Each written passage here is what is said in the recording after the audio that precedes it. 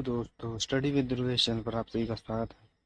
दोस्तों, आधुनिक भारत के इतिहास में आज जो है हम मुस्लिम लीग की स्थापना कैसे हुई, कब हुई, इसको पढ़ेंगे। तो चलिए शुरू करते हैं। मुस्लिम लीग की स्थापना सर सैयद अहमद खां के साथ मिलकर अंग्रेज लगातार भारत में फूट डालो राज करो की नीति का अनुसरण कर रहे थे। जब 1885 में कांग्रेस की स्थापना हुई थी, तभी से अंग्रेजों ने सर सैयद अहमद खां के नेतृत्व में मुसलमानों को कांग्रेस के प्रति सशक्त करना प्रारंभ कर दिया था।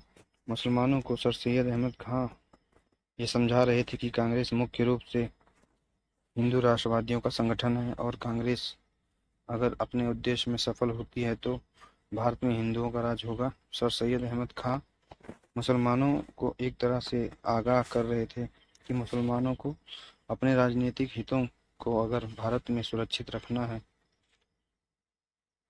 तो उन्हें ब्रिटिश सरकार का विरोध नहीं बल्कि ब्रिटिश सरकार के साथ मिलकर कार्य करना होगा। इस तरह से कांग्रेस को सर सैयद अहमद खां ने मुस्लिम विरोधी संस्था के रूप में प्रदर्शित करने का प्रयास किया।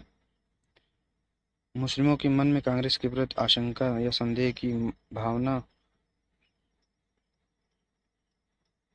सबसे पहले राष्ट्र जो है सर सैयद अहमद खान ने भरनी शुरू की थी। उसके बाद राष्ट्रीय नेताओं के अपने प्रयासों के चलते भी मुस्लिम राष्ट्रीय आंदोलनों से धीरे धीरे दूर होते जा रहे थे। 1905 में जब बंगाल विभाजन हुआ तो बंगाल विभाजन का मुस्लिमों ने समर्थन किया था, क्योंकि एक मुस्लिम बाहुल्य क्षेत्र को पृथक प्रांत बना दिया गया था जिसका नाम था पूर्वी बंगाल। पूर्वी बंगाल के रूप में एक पृथक मुस्लिम बाहुल्य क्षेत्र का प्रांत का गठन कर दिया गया था। इससे मुसलमान खुश थे क्योंकि मुसलमानों में के राजनीतिक हथियार और जो है सुरक्षित थे, राजनीतिक अधिकार जो भी थे और जो है कहीं बेहतर ढंग से। तो मुसलमान खुश भी थे, उन्होंने बंगाल विभाजन का समर्थन किया, जबकि कांग्रेस के नेताओं ने, खासकर गर्मपंथी नेताओं ने बंगाल विभाजन का विरोध किया। गर्मपंथी नेताओं की बात मानते हुए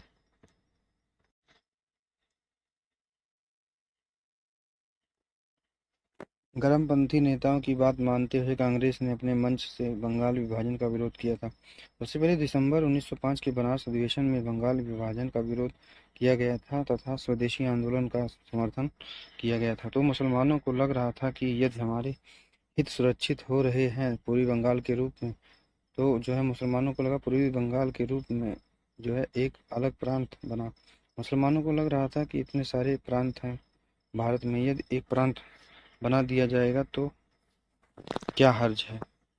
जबकि कांग्रेस के नेताओं को लग रहा था कि बात भारत के मुसलमानों के हितों की नहीं है, बात है कि मुस्लिम बाहुल्य क्षेत्र का एक अलग प्रांत का गठन करने की जरूरत क्या है। इससे राष्ट्रीय आंदोलन कमजोर हो रहा है, इससे गलत संदेश जा रहा है कि मुस्लिमों के हित शेष भारतीयों के हितों से अलग है।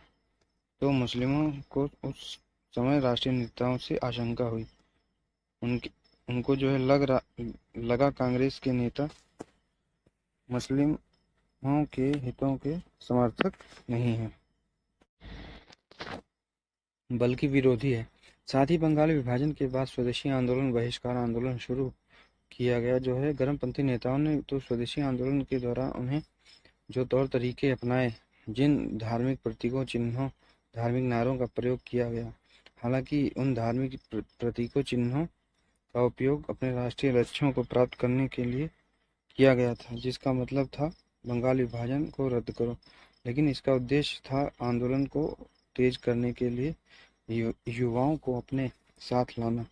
जो प्रतीकों और चिन्हों का प्रयोग किया गया था आंदोलन के दौरान, लेकिन मुसलमानों में उसका संदेश गलत रूप से गया। मुस्लिमों ने देखा कि एक ऐसा राष्ट्रीय आंदोलन जिसमें शिवाजी, राम और गणेश का नाम लिया जा रहा है, तो ये कहीं ना कहीं से हमारी धार्मिक भावनाओं को ये चोट पहुंचा रहे हैं। इससे मुस्लिमों में कांग्रेस के लक्ष्य के प्रति भी आशंका उत्पन्न हो गई।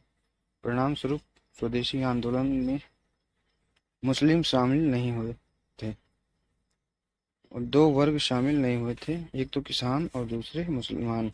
किसान और मुसलमान अलग नहीं थे क्योंकि बंगाल के अधिकतर किसान मुसलमान थे और जमींदार वहाँ के हिंदू थे, तो इस वजह से मुस्लिम इस आंदोलन में शामिल नहीं हुए।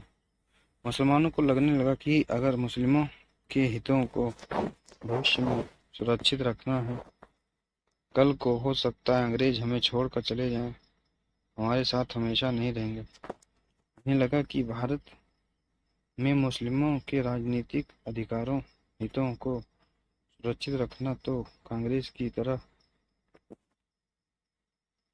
मुस्लिमों का भी एक अखिल भारतीय संगठन होना चाहिए, जो कि मुस्लिम अधिकारों को अंग्रेजों के समक्ष रख सके और मांग सके। इसी क्रम में 1 अक्टूबर 1906 को आगा खां के नेतृत्व में ये पूर्वी बंगाल के नेता थे। इनके नेतृत्व में मुस्लिमों का एक शिष्टमंडल शिमला पहुंचा। शिमला जाकर इस शिष्टमंडल ने वायसराय लॉर्ड मिंटो से मुलाकात की। वायसराय लॉर्ड मिंटो ने मिलकर इस शिष्टमंडल ने ये कहा कि भारत में मुस्लिमों की राजनीतिक महत्व, मुसलमानों की ब्रिटिश सेना की जो सेवा की है उनका जो राजनीतिक महत्व है और मुसलमानों का जो ऐतिहासिक गौरव है, उसको ध्यान में रखते हुए उन्हें मुसलमानों के लिए एक निश्चित स्थिति की मांग की। वास्तव में इन्होंने केंद्रीय, प्रांतीय और निकाय चुनाव में मुस्लिमों के लिए विशिष्ट स्थिति की मांग की। यहाँ विशिष्ट स्थिति से हम यह समझ सकते हैं कि भारत एक हिंदू बाहुल देश है जहाँ मुसलमान अल्पसंख्यक हैं। मुसलमानों को यह संदेह था कि यदि कोई चुनाव हुए तो विधानमंडलों में हिंदू नेता जाएंगे चुनकर, ना कि मुस्लिम नेता। इसलिए मिंटो से मिलकर मुस्लिमों ने मुसलमानों के लिए एक विशेष स्थिति, जिसे पृथक निर्वाचक मंडल भी कहते हैं, इसकी मांग की।